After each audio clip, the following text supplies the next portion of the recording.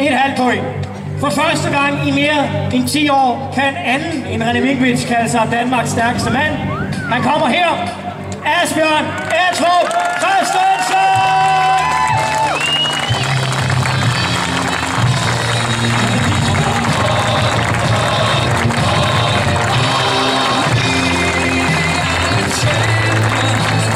Blomster, check, gavesæk, en af de store slagsen, krammer og håndtryk, og et godt kys fra René Minkvits senere. Helt til tops i årets stærkmand konkurrence. Asbjørn, jeg ved ikke om du er højdeskræk, men der er et trin mere, du skal helt op. Der må Claus holde dig med en dårlig arm, det går allerede galt det her. Publikum, I har overvejet en fantastisk tæt konkurrence for første gang i mange år. De allerstærkeste mandfolk i Danmark anno 2010.